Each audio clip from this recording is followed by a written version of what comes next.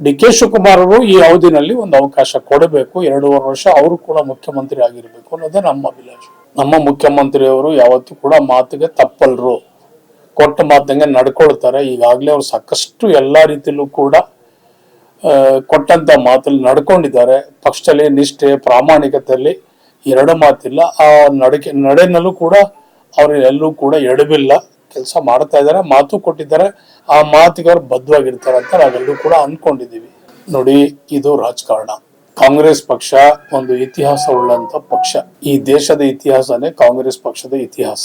ನಾನಾಗ್ಲಿ, ಯತೀಂದ್ರವರಾಗ್ಲಿ, ಮತ್ತೊಬ್ಬರಾಗ್ಲಿ, ನಾವ್ ಯಾರೂ ಕೂಡ ಈ ರೀತಿ ಮಾತಾಡುವಂತದ್ದು ತಪ್ಪು. ಇದಕ್ಕೆ ವರಿಷ್ಠರಿದ್ದಾರೆ. ನಮ್ಮ ಪಕ್ಷ ಕಾಂಗ್ರೆಸ್ ಪಕ್ಷ ಸಿದ್ಧತೆ, ಬದ್ಧತೆಗೆ, ಶಿಸ್ತಿಗೆ ಹೆಸರಾದಂತ ಪಕ್ಷ. ಇದು ಪ್ರಾದೇಶಿಕ ಪಕ್ಷ ಅಲ್ಲ. ತಂದೆ ಮೇಲೆ ಮಗನ ಪ್ರೀತಿ ಇರ್ಬೋದು, ಮಗನಿಗೆ ತಂದೆ ಮೇಲೆ ಪ್ರೀತಿ ಇರ್ಬೋದು. ಇದು ರಾಜಕಾರಣ. ಇದು ನಾವೆಲ್ಲರೂ ಕೂಡ ಆ ರೀತಿ ಯಾವತ್ತೂ ಕೂಡ ತಂದೆ ವ್ಯಾಮೋಹಕ್ಕಾಗ್ಲಿ ಅಥವಾ ಮಗನ ಮೇಲೆ ವ್ಯಾಮೋಹಕ್ಕಾಗ್ಲಿ ಈ ರೀತಿ ಮಾತಾಡಬಾರ್ದು. ಇದು ಒಂದು ಪ್ರಜಾಪ್ರಭುತ್ವ. ಎಲ್ರಿಗೂ ಕೂಡ ಒಂದು ಅವಕಾಶ ಇರಬೇಕು, ಎಲ್ಲರೂ ಸಮಾನವಾಗಿ ನಡ್ಕೊಳ್ಬೇಕು ಅಂತ ಹೇಳಿ ನಾನು ಮನವಿ ಮಾಡ್ಕೊಳ್ತೀನಿ. ಕರುನಾಡು ಟೈಮ್ಸ್ ಚಾನೆಲ್ನಲ್ಲಿ ಸುದ್ದಿ ಮತ್ತು ಜಾಹೀರಾತು ನೀಡಲು ಈ ನಂಬರ್ಗೆ ಕರೆ ಮಾಡಿ.